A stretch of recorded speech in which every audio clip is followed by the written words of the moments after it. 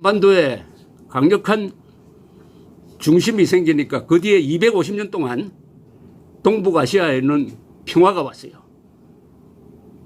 서기 7세기, 8세기, 9세기, 10세기까지 약 300년 동안 고대사의 황금기가 열렸습니다.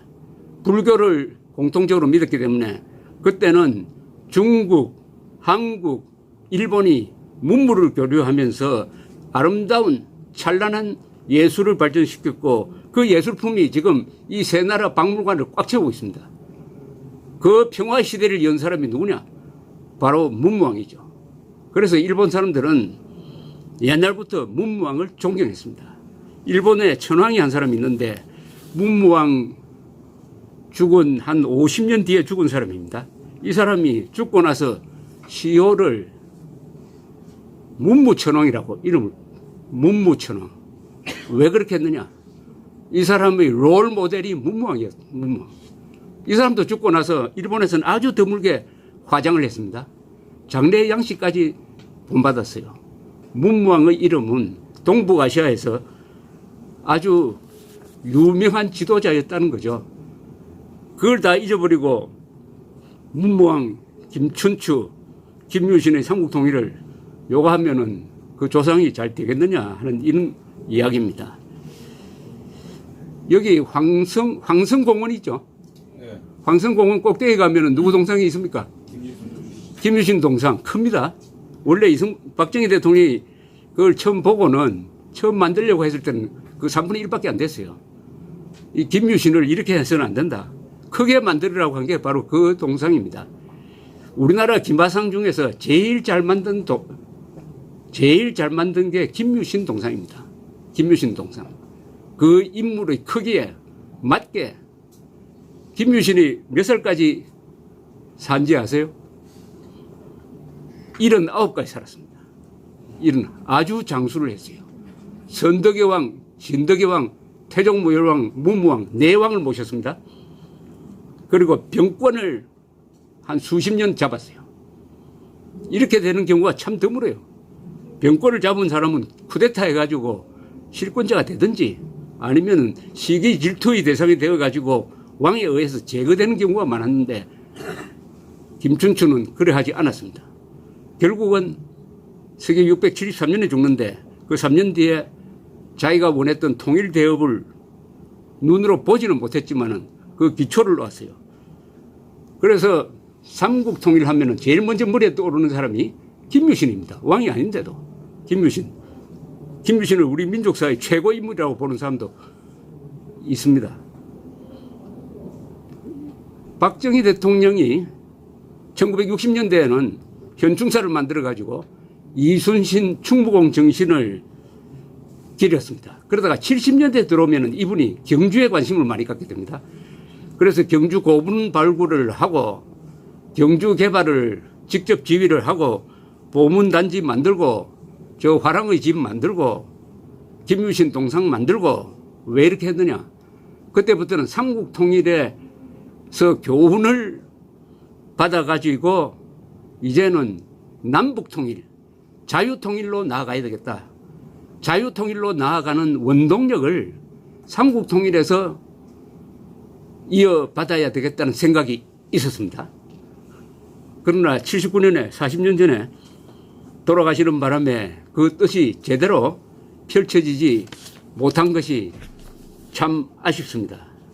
저는 경주에 올 때마다 경주를 자주 오는데 꼭 들리는 데가 있습니다. 서학고분군, 태종무열왕릉이 있는 서학고분군. 우리나라에서 가장 마음을 편하게 해주는 데죠. 서학고분군을 한 바퀴 돌면은 그렇게 힐링이 될 수가 없어요.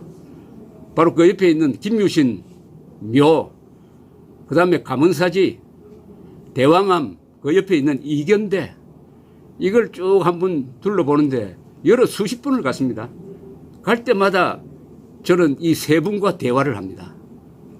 그러면서 오늘과 내일의 대화죠. 역사와의 대화는 역사에서 끝나지 않습니다. 오늘의 문제를 물어봅니다. 우리의 조상들한테.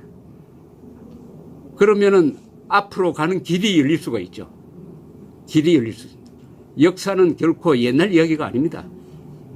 아마 박정희도 신라의 삼국통일에 그렇게 관심을 가졌던 것은 자유통일로 나아가야 하는데 삼국통일을 이룩한 이분들은 그때 어떤 고민을 했을까라고 생각했을 것이라고 생각합니다. 오늘 대한민국은 어떤 상황에 처했느냐. 적화통일 세력과 자유통일 세력이 대결하는데 지금 대한민국 안에서 적화통일 세력이 주도권을 잡았어요. 적화통일 세력. 자유통일 세력이 찌그러들고 있습니다. 이승만, 박정희가 아주 제대로 길을 펴지 못하고 있습니다. 심지어 여기 올라가신 분들 아시겠지만은 상암동에 있는 박정희 기념관에 박정희 동상까지 지금 세우지 못하고 있습니다. 완전히 이게 무슨 또 다른 일제시대가 온 느낌입니다. 대한민국 건국을 반대한 김구 기념관은 근사하게 만들어 놓고 대한민국 건국의 원훈인 이승만 동상은 찾아보기가 힘들고 기념관은 존재하지도 않습니다. 이승만, 박정희 자유통일 세력, 김구는 통일 건국 반대 세력, 그리고 지금 말은 안 하지만은 이 문재인 세력, 김정은 세력, 그건 자유통일 반대 세력입니다. 문재인 세력을 적화통일 세력이라고 불러야 한다는 사람들도 많아요.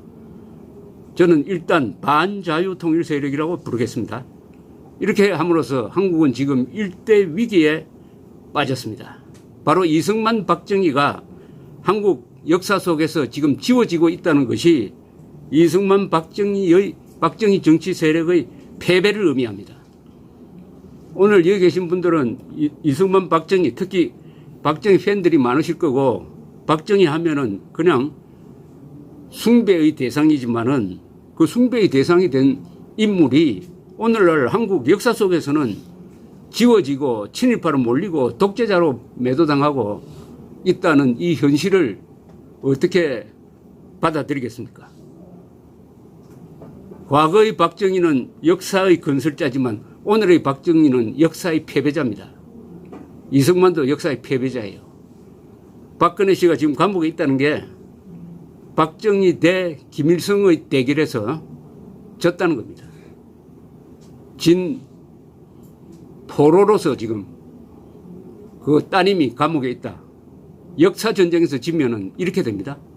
역사 전쟁에서 지면은 구체적으로 감옥에 가는 수가 있다. 역사 전쟁은 이념 전쟁의 형식을 가지고 있습니다.